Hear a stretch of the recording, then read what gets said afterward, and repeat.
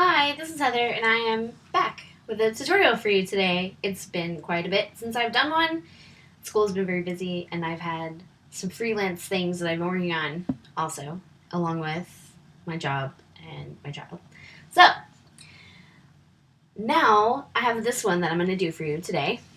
And the best part about this is that I've recently discovered that QuickTime is so much better for screen recording than Jing is, because Jing, I can do a 5-minute video, which teaches you almost absolutely nothing, unless you can understand my extremely fast talking and follow along. But otherwise, I'm sure you're using the in-depth tutorials that I'm providing. So this way, I can do the whole video, and you won't be confused. So this is the image that we're going to make today, and I started out with this image. I got this image from morgfile.com, royalty-free stock, and when you actually download it and bring it into Photoshop for the first time, you will notice that it has a little lock on the layer because it is set to grayscale. Mine is not set to grayscale because I brought it in from elsewhere after I had already fixed it. But how you change it so that you can make it to be a workable layer is to go up to image and mode and then set it to RGB color. This will make it so that you can do whatever you want to this image. So I'm going to quickly recreate what I've done. It's not going to be exact because I have the exact files and I could give you the exact specifications, but honestly, this is your work.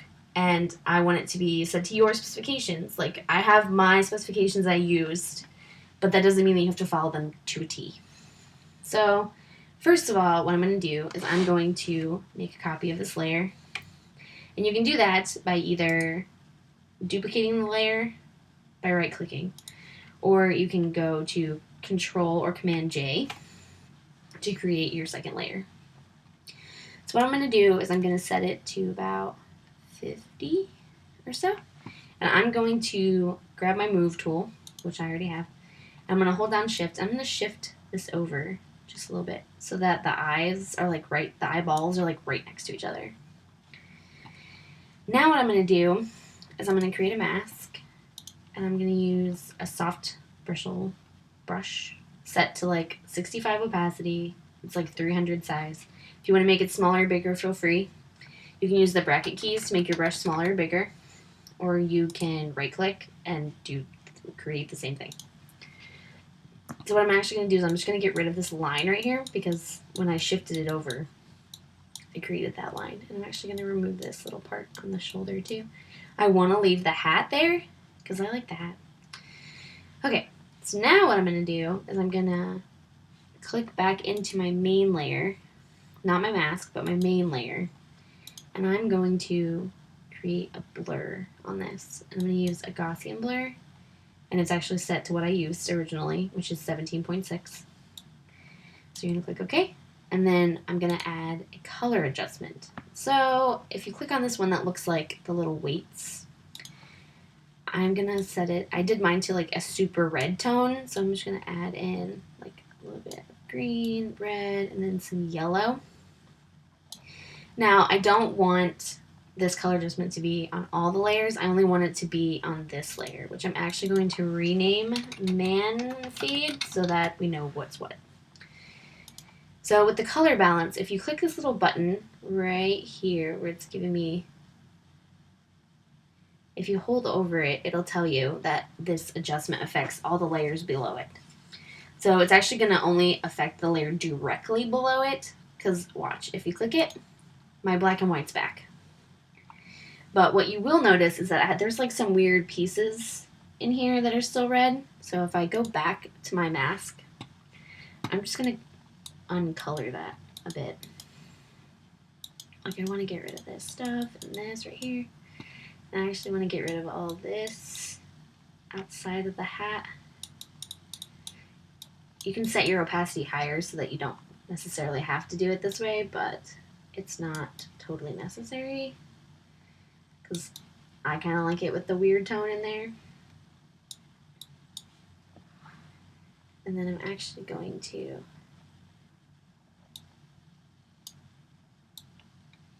I'm just going to go ahead and get rid of all of this right here, actually. I don't know that I did that originally, but that's what I feel like doing at the moment. So we're going to do that. Okay, so now that that is all fabulous, I'm going to create another layer of my base, and I'm going to move it to the very top of here. So I'm back where I started, but this time I'm going to set it to about a 35% opacity, and I'm going to shift it to the left this time. And what I want to do is I want to move it all the way over so that the right eyeball and the left eyeball are pretty much lined up as much as they can be. Because granted, they're not the same on both sides. And now for this one, I'm going to do pretty much the same stuff, except when I add my color adjustment, I'm going to do it a different color. I want to do it a complementary color. So I want it to be pretty dark blue-wise. Let's see. Do 63, add a little bit of green in there, and then for my cyan, we'll probably do right about there, like, let's see, do 15. Okay, so now I'm going to do the same thing. I'm going to click this button to make sure that it only goes on the layer directly below it. And then what I'm going to do is I'm going to go back down to this second copy, and I'm going to set it to lighter color, which gives it kind of a vector look almost. But what I'm going to do additionally is I'm going to add a motion blur to this. So my motion blur will make it spread out, because my angle is set to 4, so it's kind of at a left to right angle, and then it's set to 86 pixels. We can tell I use motion blur a whole lot because I totally did this image like last week. But yet my settings are still here. Okay. So now that I've done that, what I really want to do is I want to add a filter to this. And I normally don't use a lot of filters outside of like blur and stuff, but I want to actually use the filter gallery today because I know a lot of people overuse it, but there are some good applications for it. Because when people tend to use them all the time, it looks very much the same. Every image looks the same because they're literally using the same filter on every image.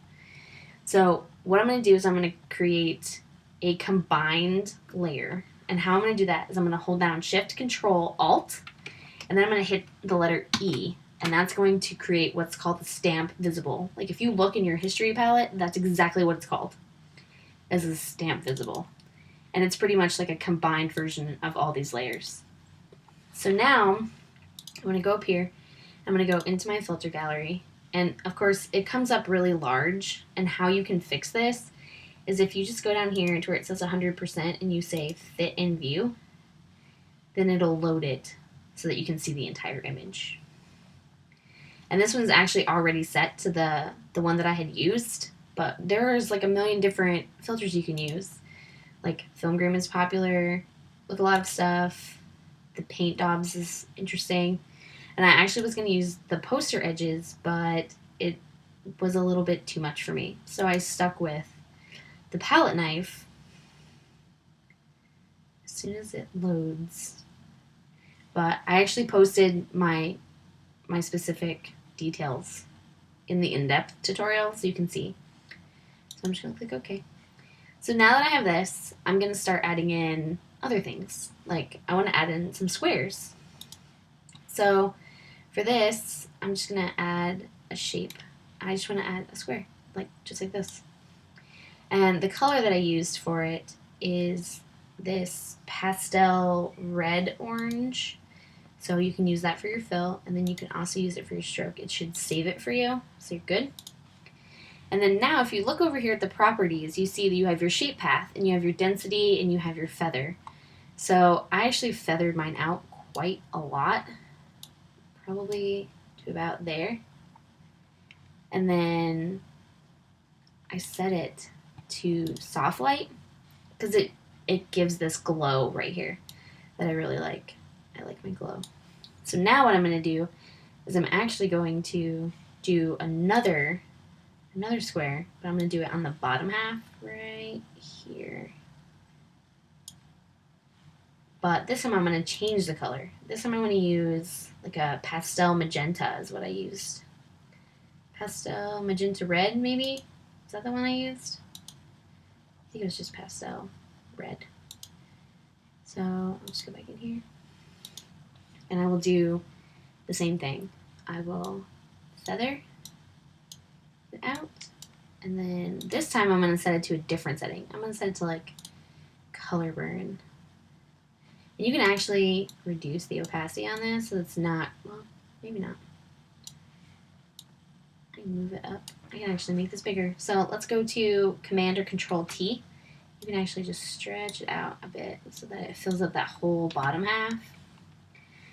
Actually, let's do that again. And move it up so it's like right on top of this finger. There we go.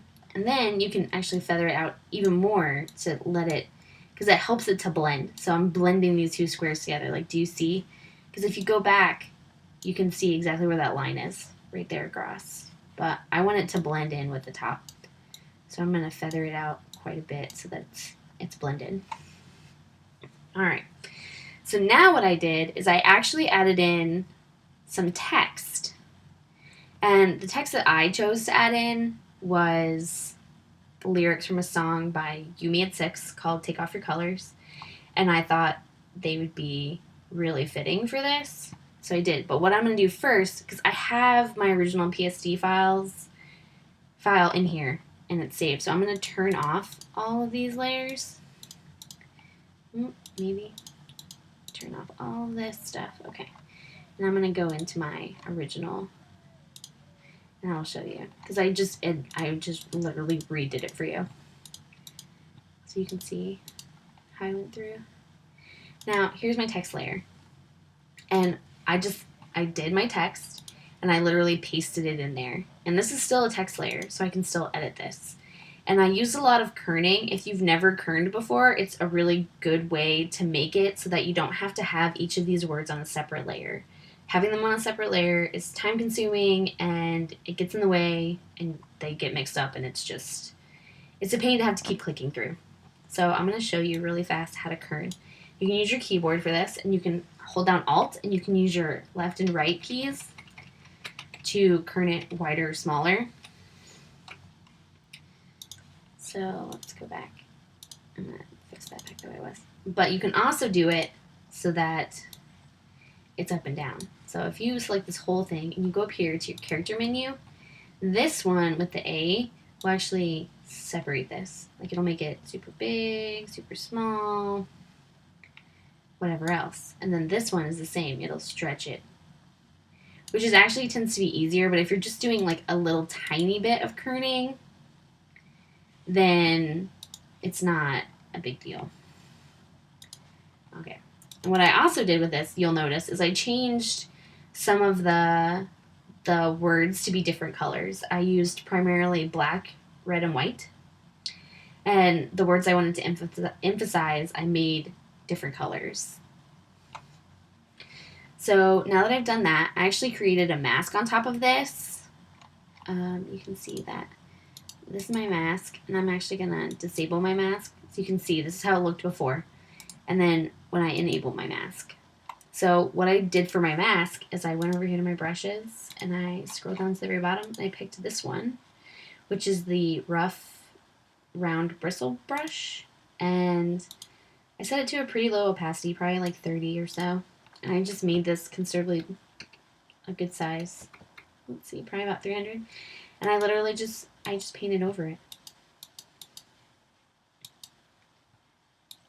And it creates this texture on top of it, which I really like. So then what I also did is I created a new layer. And what I did with this new layer is I added in these stripes. And how I did this is I went to my brush menu. And this is actually stock Photoshop brushes. It's wet media brushes. You'll just say, okay. And I used this one, the rough ink. And what I did was, I'm just going to redo this for you real quick. I set it to white, and I set it to, I think, 100%. And I just held down the shift key, and I just literally drew a line across where I wanted it. So just be careful when you're using it, because it does this weird thing. Like, Photoshop is weird. See, watch. See? If you hold down shift and then click and then drag, it'll follow from the line before. But if you click and then hold down shift, it won't do it. But see, if I hold down shift and then click, I get that. It's not fun. So now what I'm going to do is I'm going to set these to soft light. And then I'm going to create a mask on top of it, just like I did with the letters. And I'm going to go back to what I had before. I'm just going to do reset brushes. I'm going to go back down to my rough bristle. And I'm going to set it pretty big, probably about 500. I'm going to set this down, and I'm going to tear it away. Just like this. I love masks. They're my favorite thing ever.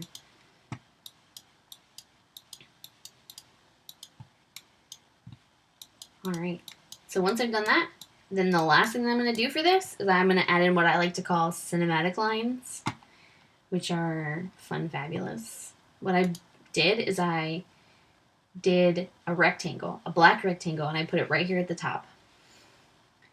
And then I created a duplicate layer. In fact, I will actually do it for you really fast. Ooh. Phone's ringing. Okay. I'm going to do is I'm just going to draw this out like this. Alright, so now I have this rectangle. And what I'm going to do is I'm actually going to rasterize this layer because I want to do other things to it, like take a copy of it and go up here to blur and Gaussian blur. And I'm actually going to leave it at the same blur setting as I had this layer. I'm going to click OK. And then I'm going to make a copy of that layer. What I'm going to do is I'm going to grab my move tool, hold down shift, and move it to the bottom. So now I've created these cinematic lines. And I call them cinematic lines because when you're watching a widescreen video, that's what you see. You see those bars at the top or the bottom. Okay, and that's it. That's all I did. It's so easy, but it comes out looking so cool. But you can download all of the images. The image that I used, I provided a download link for you in the blog. You can also view the in-depth tutorial if you're more of a person who can follow along with written directions. And then I also included screenshots of all of my specs that I used. But other than that, that's it. I hope you guys liked it. I hope you enjoyed the fact that I could do the whole video for you instead of just a part of it. And yeah, that's it. Thanks for coming. Check back soon. I should hopefully have some more for you. Have a good one.